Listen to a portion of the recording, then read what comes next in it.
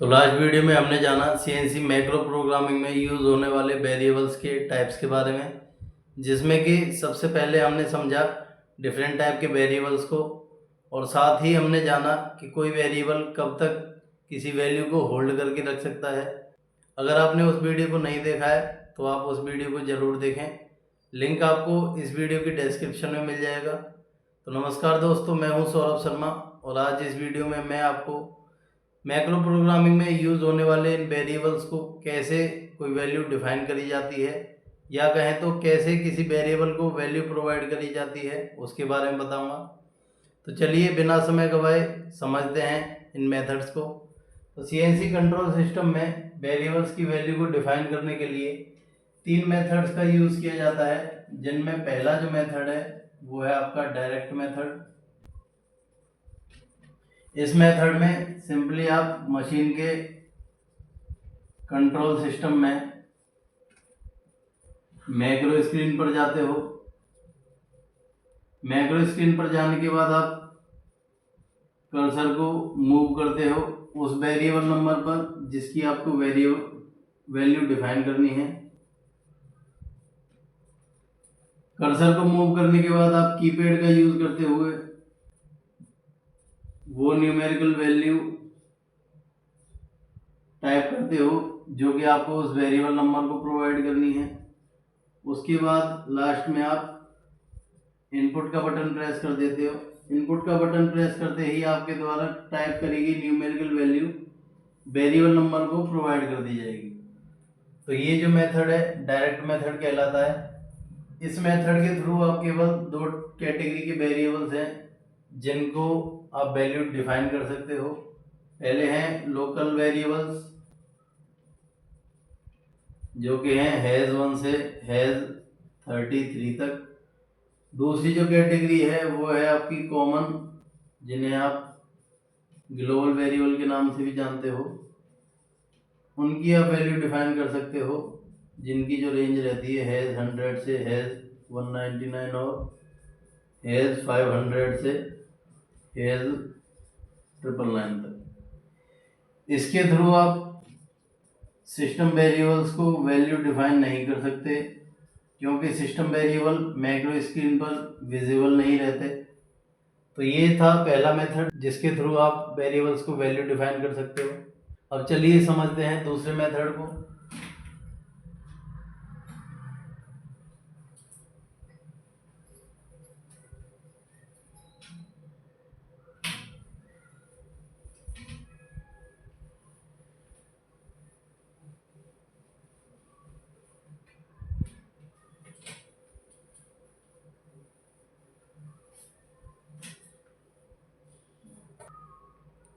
तो दूसरा जो मेथड है वो है G65 और G66 कोड के थ्रू। इन कोड्स के द्वारा हम अल्फा न्यूमेरिक फॉर्म में वेरिएबल्स को वैल्यू प्रोवाइड कर सकते हैं। अल्फा न्यूमेरिक फॉर्म क्या होती है? अल्फा न्यूमेरिक फॉर्म में एक आपका अल्फाबेट रहता है, दूसरी कोई न्यूमेरिकल वैल्यू रहती है। अब ये जो अल्फाबेट होता है ये किसी न किसी वेरिएबल नंबर को रिप्रेजेंट करता है, और वहीं जो इसके साथ लिखी हुई न्यूमेरिकल वैल्यू है वो उस वेरिएबल नंबर की वैल्यू है जिसको के अल्फाबेट रिप्रेजेंट करता है। इस मेथड से या कहें तो G65 और G66 से आप केवल लोकल वेरिएबल्स को वैल्यू प्रोवाइड कर सकते हो, जो कि हैज़ 1 से हैज़ 33 तक रहते हैं। अब कौन सा अल्फ़ाबेट किस वेरिएबल नंबर को रिप्रेजेंट करता है, उसके लिए इस मेथड में 2 असाइनमेंट लिस्ट का यूज़ किया जाता है। इन लिस्ट को हम आगे आने वाली वीडियोस में समझेंगे जब हम G65 और G66 कोड को डिस्क्राइब करेंगे। अभी फ़िलहाल के लिए आप केवल इतना ध्यान रखें कि G65 और G66 कोड के थ्रू आप लोकल वेरिएबल्स को वैल्यू ट्रांसफ़र कर सकते हो, और वो जो वेरिएबल ट्रांसफ़र होता है वो अल्फा न्यूमेरिक फॉर्म में किया जाता है। अब चलिए समझते हैं तीसरे मेथड को। तीसरे मेथड में एक सिंपल सा फॉर्मेट यूज़ किया जाता है जिसके थ्रू आप वेरिएबल को वैल्यू प्रोवाइड कर सकते हो, जो कि है हैज़ आई इक्वल टू ए। इस फॉर्मेट में जैसा कि हैज़ में अभी तक बता चुका हूँ, वेरिएबल को कॉल करने के लिए यूज़ किया जाता है। आई वेरिएबल नंबर है, वो वेरिएबल नंबर जिसकी आपको वैल्यू डिफाइन करनी है। इक्वल टू मैथमेटिकल फंक्शन है, और लास्ट में ये जो ए है ये डिफाइन करी जाने वाली वैल्यू है। अब ये जो डिफाइन करी जाने वाली वैल्यू है आप दो तरीके से प्रोवाइड कर सकते हो। पहली डायरेक्ट न्यूमेरिकल फॉर्म में, जैसा कि बाकी दो मेथड्स में अभी वैल्यू डिफाइन करी थी हमने। दूसरा जो फॉर्म है जिसमें आप इस वैल्यू को डिफाइन कर सकते हो, और यही चीज़ इसको डिफरेंट बनाती है, आप इसमें कैलकुलेटिव फॉर्म में भी वेरिएबल को वैल्यू प्रोवाइड कर सकते हो।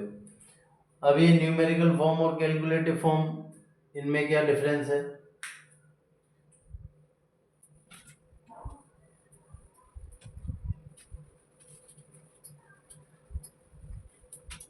अब चलिए न्यूमेरिकल फॉर्म और कैलकुलेटिव फॉर्म को समझ लेते हैं। पहले मैं फॉर्मेट लिख लेता हूँ, हैज़ आई इक्वल टू है। अब सबसे पहले हम न्यूमेरिकल फॉर्म को समझ लेते हैं। न्यूमेरिकल फॉर्म में आप डायरेक्ट एक न्यूमेरिकल वैल्यू वेरिएबल को प्रोवाइड करते हो। एग्जांपल के लिए हैज़ 100 नंबर का वेरिएबल है जिसकी वैल्यू मेरे को करनी है -10.325। दूसरा एग्जांपल 520 नंबर का वेरिएबल है जिसकी वैल्यू मेरे को करनी है 120.345। तीसरा एग्जांपल 950 इक्वल टू -345.03। तो ये क्या है, इसमें हमने डायरेक्टली एक वैल्यू, न्यूमेरिकल वैल्यू वेरिएबल को प्रोवाइड करी। वहीं जो कैलकुलेटिव फॉर्म होती है उसमें आप वेरिएबल को कैलकुलेशन के फॉर्म में वैल्यू प्रोवाइड करते हो। एग्जांपल के लिए हैज़ 100 इक्वल टू हैज़ 105/2। कहने का मतलब हैज़ 100 की जो वैल्यू है 105 नंबर का वेरिएबल है उसकी हाफ है। तो ये क्या है, कैलकुलेशन होगी जो कि मशीन खुद सोल्व करेगी। दूसरा एग्जांपल 520 नंबर का वेरिएबल हैज़ 100 का हाफ है, मल्टीपल में 9। तो ये क्या है, ये भी कैलकुलेशन फॉर्म में आपने वैल्यू प्रोवाइड करी, इसको भी मशीन खुद ही सोल्व करेगी। तीसरा एग्जांपल 920 इक्वल टू हैज़ 920 + 1। तो ये भी एक कैलकुलेशन फॉर्म है जिसमें आप वेरिएबल को वैल्यू प्रोवाइड कर रहे हो। तो ये जो फॉर्म होती है कैलकुलेटिव फॉर्म होती है जिसमें कि मशीन खुद कैलकुलेशन करके वैल्यू निकालती है और फिर वो वैल्यू उस वेरिएबल में जाकर स्टोर हो जाती है। इस मेथड के साथ आप नल वेरिएबल के छोड़ के बाकी जो वेरिएबल्स हैं उनको वैल्यू प्रोवाइड कर सकते हो, जिनमें पहले हैं लोकल वेरिएबल्स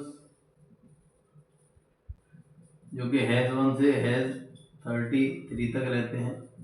दूसरे हैं कॉमन या ग्लोबल वेरिएबल जिनको आप बोलते हो, जिनकी रेंज हैज़ 100 से हैज़ 199, और दूसरी जो रेंज है वो 500 से हैज़ 999 तक।